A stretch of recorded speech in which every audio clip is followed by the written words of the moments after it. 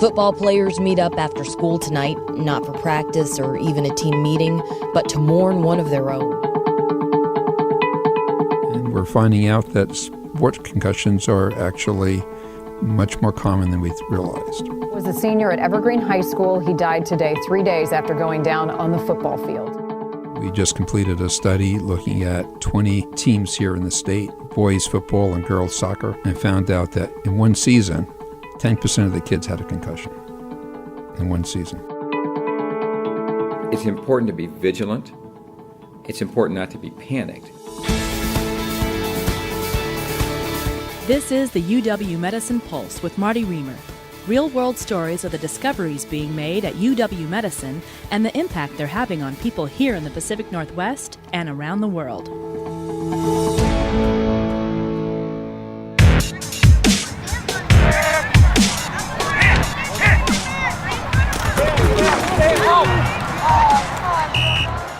It's impossible to watch a contact sport, soccer, football, hockey, without bearing witness to impact. Heads smacking balls, heads charging into bodies, bodies colliding with other bodies. And at any given point during this sort of impact, you might be observing a concussion in the making. A concussion is a traumatic brain injury caused by a blow to the head, a fall, or anything that rattles the brain inside the skull. Normally, your brain is cushioned by the fluid around it and protected by your rock-hard skull. But if you're hit hard enough, your brain can crash into your skull, causing injury and, in extreme cases, death. Overall, of the children who die from trauma, about 75% of those die because of head injuries. That's Dr. Fred Rivara, a pediatrician and nationally recognized expert on injury prevention at Harborview Medical Center. From local tragedies to NFL lawsuits, the concern over head injuries in sports and what to do about them is everywhere, and for good reason. We just completed a study looking at 20 teams here in the state, boys football and girls soccer, high school teams, and found out that in one season, 10% of the kids had a concussion. In one season, 10% of these student athletes suffered concussions. What's going on here? In football, with the helmets and the pads, we could hardly wrap our players in more protective gear. So is it the equipment that's failing us? There actually isn't good evidence that helmets can prevent concussions. They can prevent you from getting a skull fracture or a head bleed, but there's no evidence that actually can prevent concussions. So I don't think right now it's an equipment issue.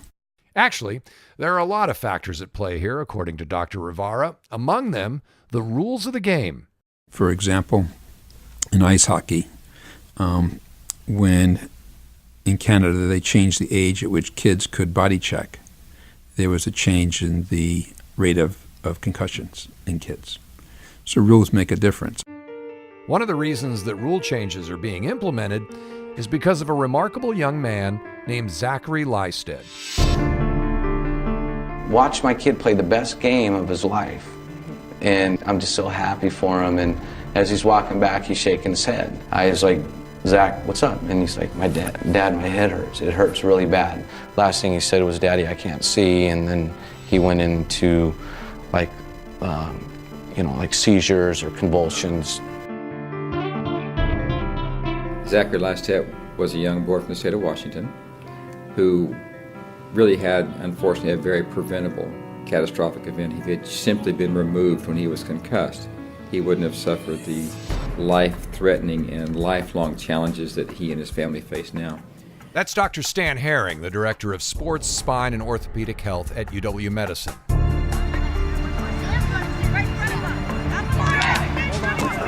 Zach's head hit the ground while making a tackle in the first quarter of what would be his last junior high football game. Zach was sidelined for 3 plays, but by the start of the second half, he was back on the field. The magnitude of the head injury Zach suffered wouldn't reveal itself until after the game, when he collapsed on the field and was airlifted to Harborview. When I first met Zach, he could barely talk and was in a feeding tube and in a wheelchair. The first thing he said to me was, he said, "I'm here to help people." I said, "You're here to help people? What do you mean?" He said, "I am here to make sure this never happens to anybody else." If I can save a human life, it makes my life kind of worth living in a way. 3 years into Zach's very difficult long recovery, in May of 2009, just as he started to stand with assistance on his own 2 feet again, with support from Stan Herring and many other impassioned partners, the Lystead Law was passed. 3 main tenets. The law is only a page and a half long, and the first tenet is education. Educate athletes and parents, and also educate coaches about concussion. The second tenet is if there's even a suspicion of a concussion, take the young athlete out at that time.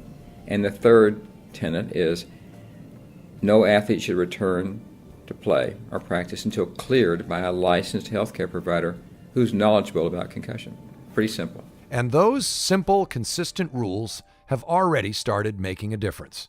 We're very excited about the effect and the awareness which has been raised by the laws. We're very interested now in finding the most effective way, not only to educate coaches, parents, and athletes, but to change their behavior. The most effective way to make sure there's proper training and conditioning. We're very proud to honor the Lystead family, and no one should think of the law as being the last step. It's the first step.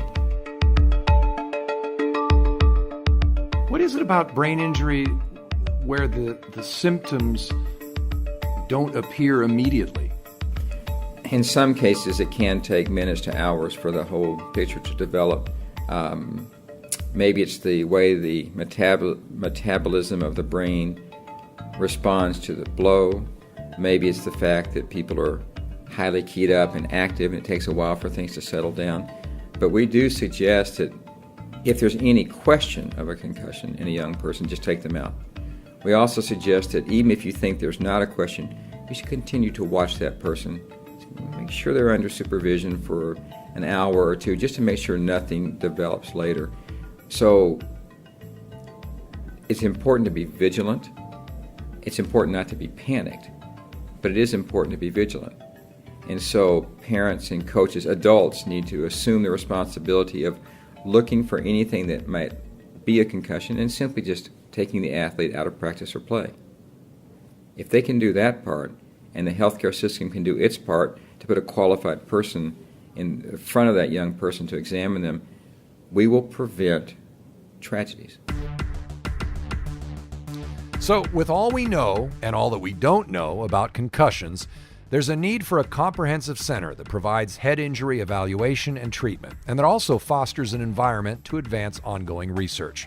Happily, that center now exists, a one-of-a-kind facility called the Seattle Sports Concussion Program at Harborview. So now we do have a U of M Medicine Sports Concussion Program, which is a partnership with Children's and U of M Medicine, particularly at Harborview.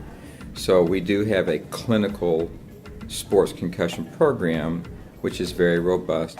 The newly formed U of M Medicine Sports Health and Safety Institute, we just opened, will now be a education, advocacy, and research institute that will support, among other things, work in the concussion area as well. So we have a very robust clinical program, and now we have a complementary institute to support the non-clinical aspects.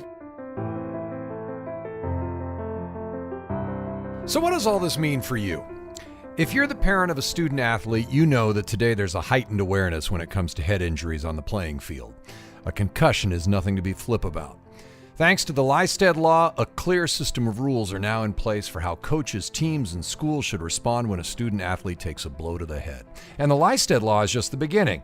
In October, the American Academy of Pediatrics released new additional guidelines for youth football, including zero tolerance for illegal head-first hits, and a recommendation that teams always have an athletic trainer on the sideline.